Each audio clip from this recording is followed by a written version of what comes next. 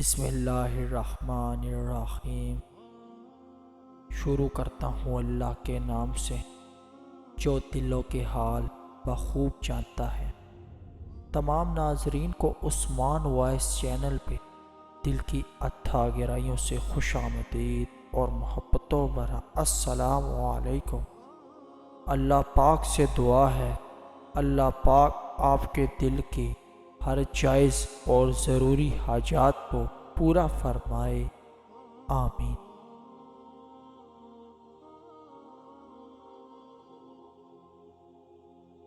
ایک عقل مند بادشاہ۔ بہت مدت پہلے دور دراز کے ایک ملک میں یہ قاعدہ تھا کہ اس ملک کے لوگ ہر سال اپنا بادشاہ تبدیل کرتے تھے۔ جو بھی بادشاہ بنتا وہ ایک عہد نامے پر دستخط کرتا کہ اس کی حکومت کا 1 سال مکمل ہونے کے بعد وہ اس عہدے سے دستبردار ہو جائے گا اور اس 1 سال کے بعد اسے ایک جزیرے پر چھوڑ دیا جائے گا جہاں سے وہ کبھی واپس نہیں آ سکے گا۔ جب ایک بادشاہ کا 1 سال دور حکومت مکمل ہو جاتا تو اسے ایک مخصوص جزیرے پر چھوڑ دیا جاتا جہاں وہ اپنی بقایا زندگی گزارتا۔ اس موقع پر اس بادشاہ کو بہترین لباس پہنایا جاتا اور ہاتھی پر بٹھا کر اسے پورے ملک کا الوداعی سفر کروایا جاتا جہاں وہ سب لوگوں کو آخری بار خیر آباد کہتا۔ وہ بہت ہی افسوسناک اور غم زدہ لمحات ہوتے اور پھر وہاں کے لوگ بادشاہ کو اس جزیرے پر ہمیشہ کے لیے چھوڑ آتے۔ ایک مرتبہ لوگ اپنے پرانے بادشاہ کو جزیرے پر چھوڑ کر واپس آ رہے تھے کہ انہوں نے ایک ایسا سمندری جہاز دیکھا جو کچھ دیر پہلے تباہ ہوا تھا اور ایک نوجوان شخص نے خود کو بچانے کے لیے لکڑی کے ایک تختے کا سہارا لے رکھا تھا۔ چونکہ ان لوگوں کو ایک نئے بادشاہ کی بھی تلاش تھی لہٰذا انہوں نے اس نوجوان شخص کو اپنی کشتی میں بٹھا لیا اور اپنے ملک لے آئے اور اس سے 1 سال کی حکومت کرنے کی درخواست کی۔ پہلے تو وہ نوجوان نہ مانا لیکن پھر وہ 1 سال کے لیے بادشاہ بننے پر رضامند ہو گیا۔ وہاں کے لوگوں نے اس بادشاہ کے تمام اصول اور طریقے سمجھا دیے اور یہ بھی بتایا کہ 1 سال کے بعد وہ اسے فلاں مخصوص جزیرے پر چھوڑ آئیں گے۔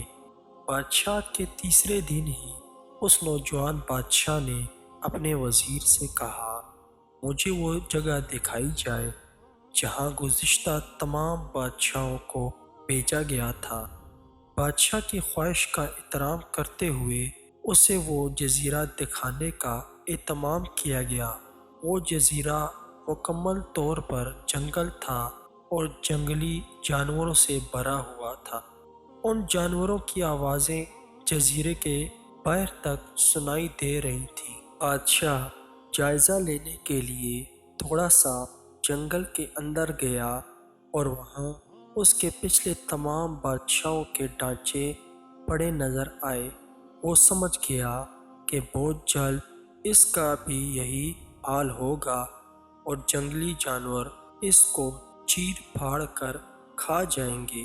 ملک واپس پہنچ کر بادشاہ نے مضبوط و توانا جسم کے 100 مزدور اکٹھے کیے اور ان سب کو جزیرے پر لے گیا اور حکم دیا کہ جنگل کو 1 ماہ میں مکمل طور پر صاف کر دیا جائے، تمام خطرناک جانوروں کو مار دیا جائے اور سب فالتو درخت کاٹ دیے جائیں۔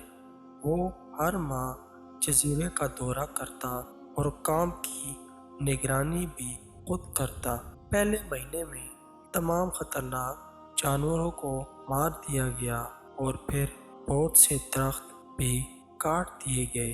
دوسرے ماہ تک جزیرہ مکمل طور پر صاف ہو چکا تھا۔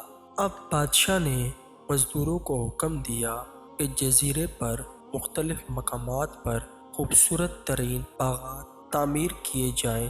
وہ اپنے ساتھ مختلف پالتو جانور مثلاً مرغیاں، گائیں، بھینسیں، بطخیں اور بھیڑیں وغیرہ بھی جزیرے میں منتقل کرتا رہا۔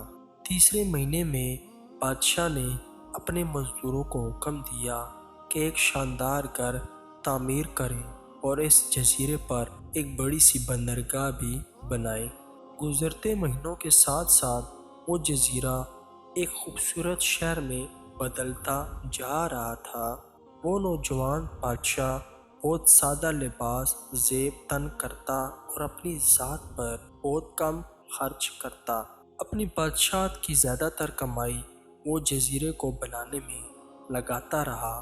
10 ماہ گزر جانے کے بعد بادشاہ نے اپنے وزیر سے کہا، میں جانتا ہوں کہ 2 مہینے بعد مجھے جزیرے میں چھوڑ دیا جائے گا، لیکن میں ابھی سے وہاں جانا چاہتا ہوں۔ وزیر اور دوسرے وزراء اس بات پر متفق نہیں ہوئے اور بادشاہ سے کہا، آپ کو 2 ماہ مزید صبر کرنا ہوگا تاکہ سال مکمل ہو جائے۔ سال پورا ہو جانے کے بعد ہی آپ کو اس جزیرے پر چھوڑ دیا جائے گا۔ بالآخر 2 ماہ مکمل ہو گئے اور بادشاہت کا 1 سال ختم ہو گیا۔ حسب روایت کے مطابق وہاں کے لوگوں نے اپنے بادشاہ کو شاندار لباس پہنایا اور ہاتھی پر بٹھایا تاکہ وہ اپنی رعایا کو خیر آباد کہہ سکے۔ بادشاہ اپنے الوداعی تقریب پر بہت ہی خوش تھا۔ لوگوں نے اس سے پوچھا، اس موقع پر تمام گزشتہ بادشاہ تو رو رہے تھے لیکن آپ ہنس رہے ہیں، آپ کے اس قدر خوش ہونے کی کیا وجہ ہے؟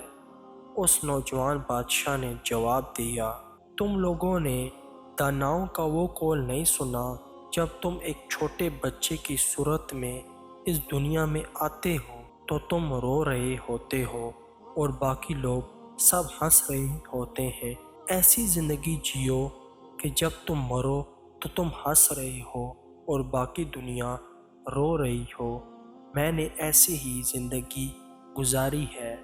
جس وقت تمام بادشاہ محل کی رنگینیوں میں کھوئے ہوئے تھے تو میں اس وقت اپنے مستقبل کے بارے میں سوچتا تھا۔ میں نے اب اس جزیرے کو ایک ایسی خوبصورت قیام گاہ میں تبدیل کر دیا ہے جہاں اب میں اپنی بقایا زندگی نہایت چین اور آرام سکون سے گزار سکوں گا۔ تو دوستو، اگر آپ کو ہمارا کنٹینٹ پسند آ رہا ہے تو ہمارے چینل کو لازمی سے سبسکرائب کریں۔ آپ کا بہت بہت شکریہ ٹائم دینے کا۔ السلام علیکم۔